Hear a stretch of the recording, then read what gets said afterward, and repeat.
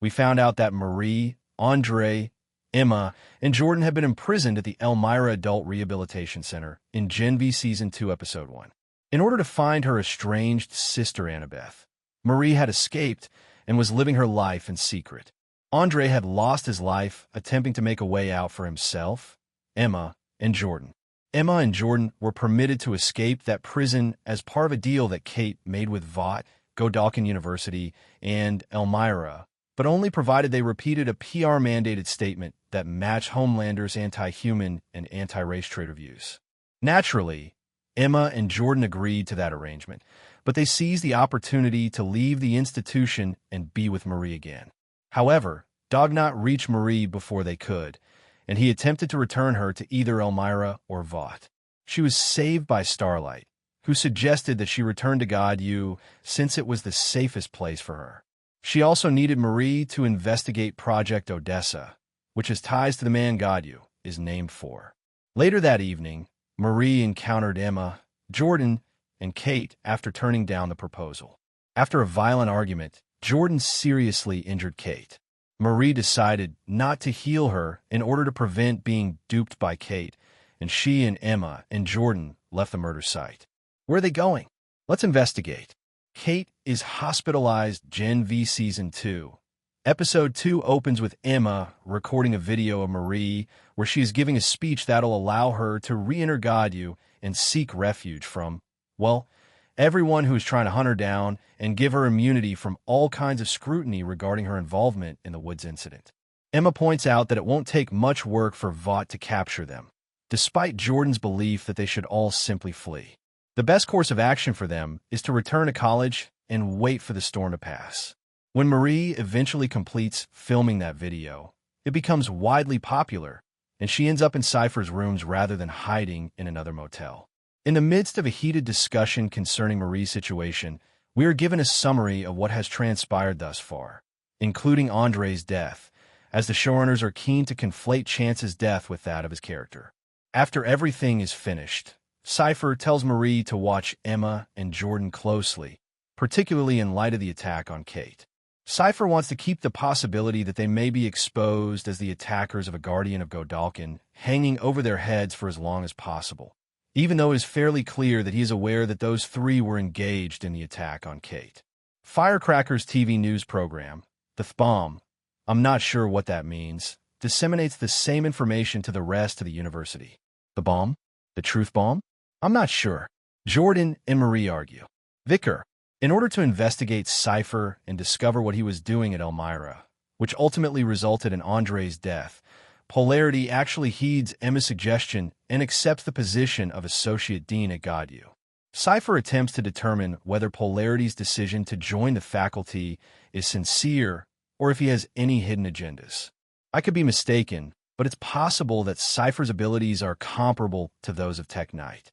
However, as soon as he confirms that Polarity is safe, he hands over the keys to his chamber and departs. Emma discovers the true reason she was brought back to God U during one of those How to Be a Social Media Super Influencer classes. Vought wants to utilize Emma's social media following to push their anti-Starlight agenda and portray them as the ones who attacked Kate.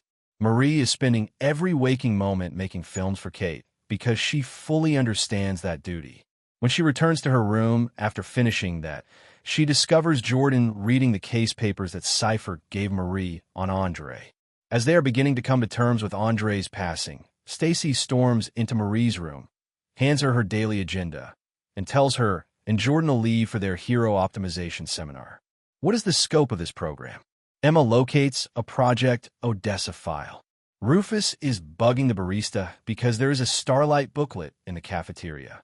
Emma goes to the cafeteria and tells him to buzz off, which he does. Emma begins taking pills while she waits in line for her coffee, but Polarity stops her and leads her to his room so they can talk about their future strategy. The subject of Project Odessa is brought up after Polarity has finished expressing his desire to murder Cipher and set God U on fire. Polarity goes to the archives department to investigate the mysteries of God U and Cipher as they have access to classified papers. Although they find nothing in the documents there, Emma, whose senses have been sharpened by the drug she took, or perhaps she simply has better hearing, discovers a hidden area in the archives department. The door is opened by Polarity using his metal-bending abilities, and it is revealed to be a shrine dedicated to the glory of Nazi white supremacy. Since Polarity and Emma have witnessed Stormfront call for a Third Reich and Homelander's daily use of fascist terminology, it doesn't take them long to move on. In my opinion, this trope should be retired. This twist has been done by The Boys, The Gentleman, Watchmen, Peacemaker, and now Gen V Season 2, and it no longer seems shocking. Given current developments, it would seem pertinent. They should, in my opinion, go farther and include some more genocidal freaks. The purpose of the show is to provoke viewers. White supremacy and Nazism have now become so accepted that no one will find this offensive. Though it's unclear if they'll ever have the courage to do so, I'm sure the show's creators are aware of the xenophobic cult they need to expose in order to truly irritate viewers. Returning to the story, Emma discovers a folder pertaining to Project Odessa in that hidden area, where she also finds numerous baby birth and death certificates. I believe the chemicals in Emma's system go into overdrive and make her become a gigantic, just as she is ready to come to a conclusion. She most likely tries to reach Marie and Jordan after she recovers back to her normal size and acquires a new outfit, but Sam stops her in her tracks. Emma responds that Sam isn't thinking clearly and that he needs to wake up from the slumber that Kate has put him in when he tries to reprimand her for sending Kate to the hospital. Emma leaves as Sam comes to terms with it, and she eventually locates Marie and Jordan. When Emma gives Marie the Project Odessa file she had taken out of the Nazi white supremacist secret room, she discovers her birth certificate within. Since it's now widely known that every child with superpowers received an injection of Compound V as a youngster, I'm not sure if this is shocking. Now, I guess it will be something to consider if they want someone like Marie to be the next Homelander. Marie also finds out that Dognot killed the Starlight, whom she had shielded from the pro-Homelander thugs, and falsely accused him of killing Kate. Although Emma, Jordan, and Marie's names have been officially cleared, it is unclear if they will be able to accept the reality that their freedom is based on the body of an innocent person.